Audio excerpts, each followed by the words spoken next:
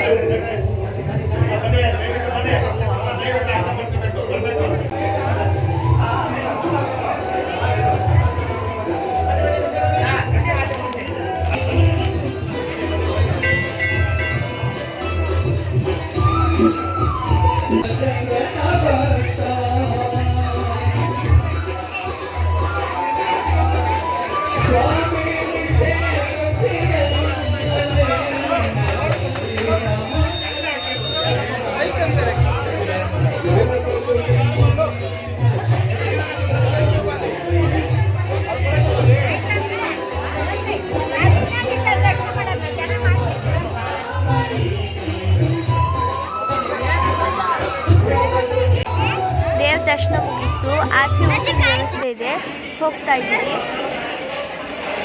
ಹನುಮ ಜಯಂತಿ ಆದ ಕಾರಣ ಸಾವಿರಾರು ಸಂಖ್ಯೆಯಲ್ಲಿ ಭಕ್ತಾದಿಗಳು ಸೇರಿದ್ದಾರೆ. ನಾವು ಊಟದ ವಿಚಾರಕ್ಕೆ ಬಂದರೆ ಭರ್ಜರಿ ಭೋಜನವೇ ಇತ್ತು. ಏನೇನಿತ್ತಪ್ಪ ಅಂದರೆ ಪಾಯಸ, ಬೂಂದಿ, ಹೆಸರುಬೇಳೆ, ಮುದ್ದೆ, ಇಚ್ಚಿಬೇಳೆ ಸಾರು ಮತ್ತು ಅನ್ನ, ಕೊತ್ತಳಸಿಕಾಯಿ ಸಾರು ಸಹ ಇತ್ತು. ತುಂಬ ಜನ ಸೇರಿದ್ರಿಂದ ಟೇಬಲ್ಗಳೆಲ್ಲ ಸಾಕಾಗ್ತಾ ಇರಲಿಲ್ಲ. ಅದಕ್ಕೆ ನಿಂತ್ಕೊಂಡು ಊಟ ಮಾಡೋದಕ್ಕೂ ಕೂಡ ವ್ಯವಸ್ಥೆ ಆಗಿತ್ತು. ನಾವು ಸಹ ಅಲ್ಲೇ ಹೋಗಿ ಊಟವನ್ನು ಸ್ವೀಕರಿಸಿದ್ವಿ. ನಮ್ಮಮ್ಮ ಕೂಡ ಪಕ್ಕದೂರಲ್ಲೇ ಇದ್ದಾರೆ, ಆದರೆ ಅವ್ರಿಗೂ ಗೊತ್ತಿರಲಿಲ್ಲ ಇಲ್ಲಿ ಇಷ್ಟು ಚೆನ್ನಾಗಿ ಹನುಮ ಜಯಂತಿ ಆಚರಿಸಲಾಗುತ್ತೆ ಅಂತ. ನಾವು ಕೂಡ ಇಲ್ಲಿ ಬಂದಿದ್ದು ಫಸ್ಟ್ ಟೈಮ್.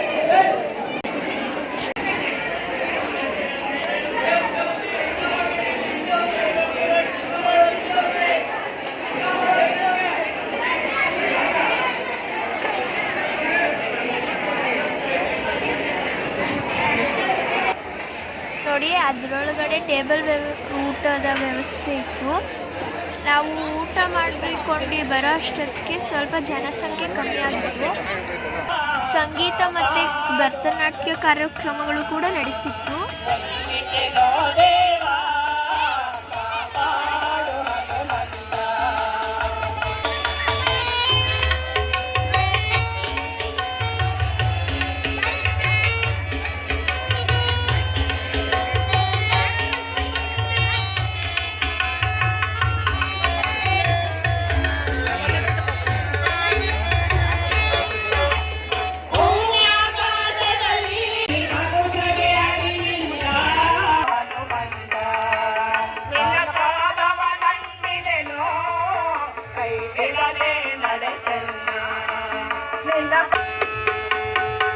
ಇಲ್ಲಿ ಉಚಿತವಾಗಿ ಐ ಟೆಸ್ಟ್ ಕೂಡ ಮಾಡ್ಕೊಡ್ತಾ ಇದ್ರು.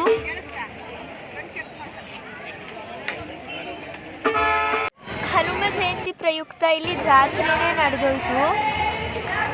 ಮಾಕ್ಲಿಯಿಂದ ನೆಲಮಂಗಲದವರೆಗೂ ಸುಮಾರು ಒಂದು 8-9 ಆಂಜನೇಯ ಸ್ವಾಮಿ ದೇವಸ್ಥಾನಗಳು ಸಿಗುತ್ತೆ. ಪ್ರತಿ ಮಂಗಳವಾರ, ಶನಿವಾರ, ಅಮಾವಾಸ್ಯೆ ಮತ್ತು ಪೌರ್ಣಮಿಯಲ್ಲಿ ವಿಶೇಷ ಪೂಜೆಗಳು ನಡೆಯುತ್ತವೆ.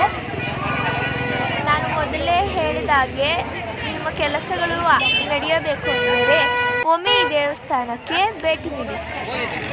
ಮುಂದೆ ಜಾತ್ರೆ ನೋಡ್ಕೊಂಡು ಹೋಗೋಣ ಬನ್ನಿ.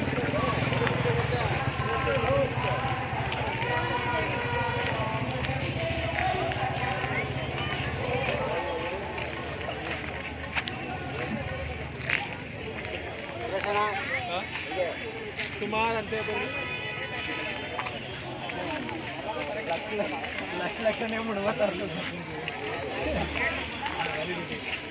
ನೋಡಿ, ಬೇಲ್ದಣ್ಣು ಏನು ಕೊಡಿಸ್ಬೇಕು? ತಗೋ, ಏನು ಬೇಕು?